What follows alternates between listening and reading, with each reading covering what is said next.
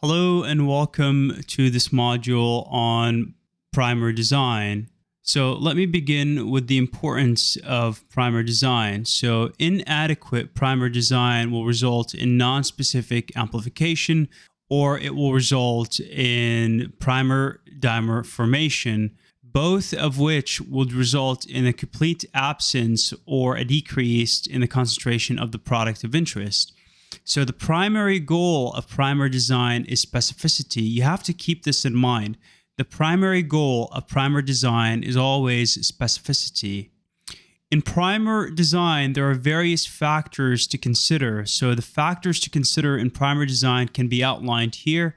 They include primer length, they include the primer melting temperature, they include the amplicon melting temperature, as well as GC clamps, repeats, runs, the secondary structure formation of your potential primer, and cross homology with non-target sequences.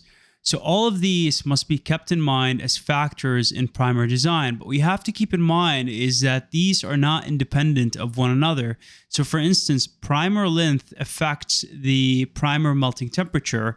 And so what you have is a situation whereby different aspects or different factors influence one another. They don't act independently of one another. So it's not like you have factor A affecting factor B, which affects factor C, and so forth and so on.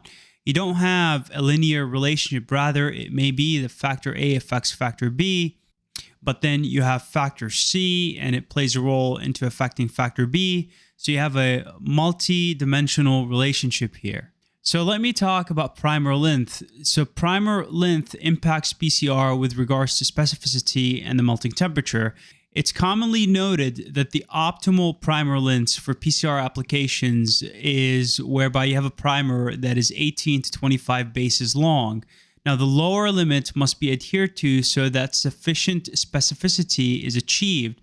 On the other hand, the upper limit must be adhered to so that sufficient reaction efficiency is achieved. And we have to keep in mind is that shorter primers result in faster annealing here. And so this is why the upper limit must be adhered to. When you have a very long primer, you result in a decrease in the reaction efficiency. Let me talk about specificity of primer length. So primer length is optimally between 18 to 25 bases long, and you have to keep this in mind. Given that the melting temperature is appropriate and all other influencing factors are appropriately optimized. Now, if a primer length is too short, this results in a loss of specificity. If it's too long, on the other hand, this results in a loss of reaction efficiency. And so this is where primer length has to be regulated or controlled or designed appropriately so that you have an optimal PCR reaction. Let me talk about melting temperature with regards to primer length. So as I said earlier, primer length and melting temperature are intricately connected. So an increase in primer length results in an increase in melting temperature of the primer. However, there is no universally valid computational measure of primer length's effect on the melting temperature of the primer. However, with this in mind, we could use the Wallace rule and the Bolton and McCarthy's equation modified by Boldino to form a general impression of a sequence length's impact on the melting temperature. So here you can see the Wallace rule. You can see that the melting temperature is equal to 2 times adenine plus thymines plus 4 times guanines and plus cytosines. So this is 2 times the number of adenines plus the number of thymines, plus 4 times the number of guanines, plus cytosines. And what you can deduce from this equation, and let me actually erase this so that it is clearer. What you can deduce from this equation is that as you increase the GC content, for instance, this is one deduction that you can make. As you increase the GC content, this increases the TM, or the melting temperature, to a greater extent than by increasing simply the number of adenines and thymines.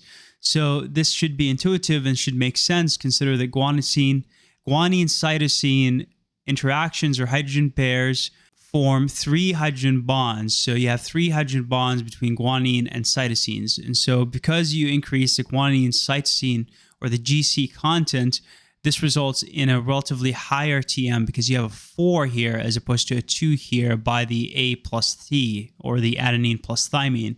Another thing that you can deduce is that if you just simply increase the number of nucleotides or bases, so if you simply increase the number of adenines and thymines and guanines and cytosines, and you simply hold the GC content fixed relative to the number of adenine and thymine, if you hold the GC content fixed and you just increase those numbers, what you have is a situation whereby the TM would simply increase because we're adding all of these together. And so this tells you that as you increase primer length, you increase the melting temperature. And so another way to look at this is via the Boulton and McCarthy equation modified by Boldino. And so here you can see that the TM is equal to 81.5 degrees Celsius plus 16.6 log of the concentration of potassium ions plus 0.41 times the percentage of GC content minus 675 over N. And N here is the key. Here, N refers to the number of nucleotides, and so this is the number of bases in the sequence. So if you simply increase N here, what will happen is that the melting temperature would increase. This should be intuitive if you take a look at the equation and realize that you have a subtraction here and that the N is in the denominator. So what happens is that as you increase N here, you're subtracting by a smaller number, and thus the TM would increase. In case you're feeling lazy, I have this here in a simplified version whereby I have all values constant except for the N in the Boulton and McCarthy equation. So you can see here that the N is 20, and you can see here that the N is 30, meaning you have 20 bases in this primer and 30 bases in this primer. And you can see that the TM has shifted significantly, actually, from 54 degrees Celsius, roughly speaking, to 65 or 66 degrees Celsius, roughly speaking. And so what you have here is a situation where the melting temperature has increased significantly because you increase the primer length. So I show this to you so that you can form an intuitive understanding of the effect of primer length on the melting temperature. As I said earlier, this is not a situation whereby you have independent factors that work independently from one another. Rather, you have different factors that you have to consider that affect one another. Let me talk about the 3' and 5' end considerations with regards to primer length. So the 3' end of the primer should be fully complementary to the corresponding region of the template, especially in the last 5 nucleotides. And so what you have to recognize here is that the primer the primer at the 3' end has to be fully complementary. On the other hand, in the 5' end, it doesn't have to be fully complementary. You can get away with anything other than 100% complementarity. And so this is especially the case in the last 5 nucleotides of the 3' end. In the last 5 nucleotides of the 3' end, you want it to be fully complementary to the sequence of interest. If you decrease annealing temperature, then this does not tend to compensate for 3' end mismatches. And so sometimes when there are mismatches, we decrease the annealing temperature. And by doing so, we compensate for those mismatches. But for the 3' end, this generally does not happen. Also, if you're uncertain about the sequence of the targeted region, then degenerate oligonucleotide primers can be employed. Let me talk about that in brief. So degenerate bases such as this base right here, which we can abbreviate as P, or this base right here, 2-amino-6-methoxyaminopurin, which we can abbreviate as K. These are called degenerate bases, and they can be utilized if the sequence of the target region is uncertain, or if we're not certain about it. So here to the right, you can see the K and P bases that I've discussed, the degenerate bases. And what you ought to recognize is that they switch from different forms. So you have the P amino form right here, and the P amino form complementary base pairs with adenine. On the other hand, the P amino form complementary base pairs with guanine. So you can see why these are called degenerate bases, and you can see how these can be helpful if you are uncertain about the sequence of the region of interest. Similarly, the K amino base, or the K in the amino form, complementary base pairs with cytosine, and the K amino form, complementary base pairs with thymine. You can also check this as an alternative to the discussion on degenerate base pairs. And in terms of the degenerate bases, you can check this paper out for more information. Now, the 5' end of the primer is tolerant to some mismatches and extra sequence additions, such as GC clamps or restriction sites or T7 RNA polymerase binding sites. So with the 5' end, we have some toleration to mismatches as well as some toleration to extra sequence additions. So you have to keep that in mind. And extra sequence additions include all of these that I've just discussed. Let me talk about primer pairs with relevance to primer length. So the difference in primer lengths between members of primer pairs should be limited. And so some resources suggest limiting any difference to 3 base pairs or less.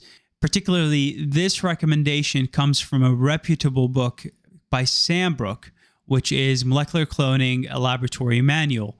Now, this is not always adhered to. So for instance, when you consider restriction sites and T7 RNA polymerase binding sites, this makes it so that the difference in primer lengths between members of primer pairs is greater than 3 base pairs.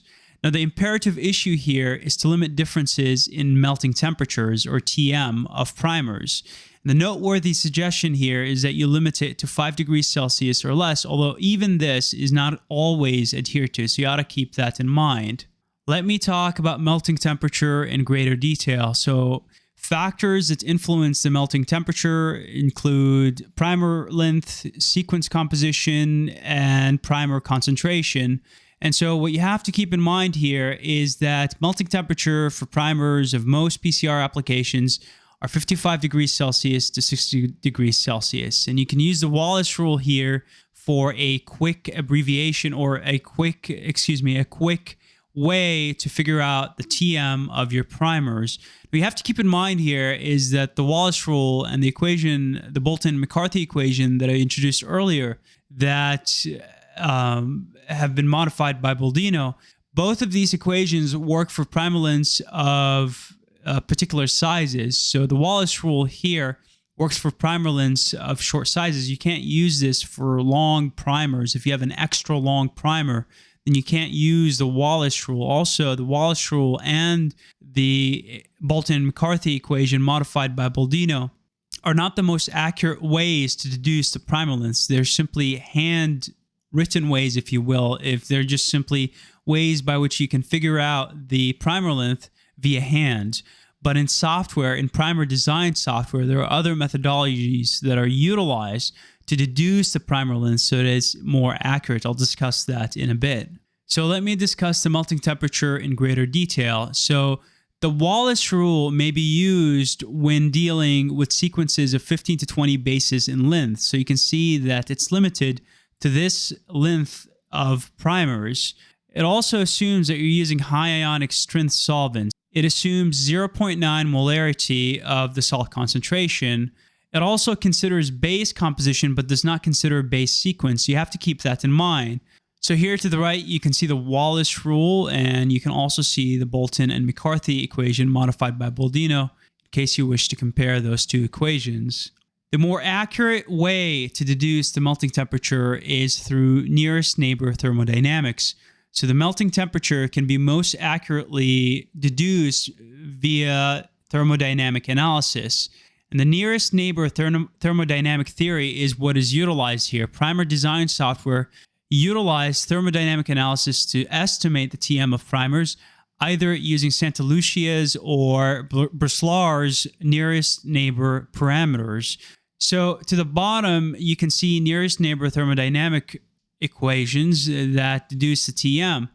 This is the equation for a self-complementary sequence where you have the TM is equal to the change in enthalpy over the change in entropy plus R times the natural logarithm of C, which is the oligonucleotide concentration. R here is the gas constant, so it's simply a constant, minus 273.15 plus 12, the log of the concentration of sodium ions. If you're using different sequences, then the only difference here is that the concentration of oligonucleotides is divided by 4. So you can see here that you have the natural logarithm of the concentration of oligonucleotides divided by 4. So in a separate module, I'll delve further into nearest neighbor thermodynamics and discuss them in terms of the theoretical aspects of them and how they come about, how those equations come about. But for now, let me continue our discussion. So let me talk about melting temperature with regards to primer pairs. So you want to limit the difference of TM between pairs to 5 degrees Celsius or less. As I said earlier, this is just a recommendation. It is not always adhered to. You also want to limit the difference between the TM of primer pairs and the TM of amplicons to 10 degrees Celsius or less. So you have to keep this in mind as well.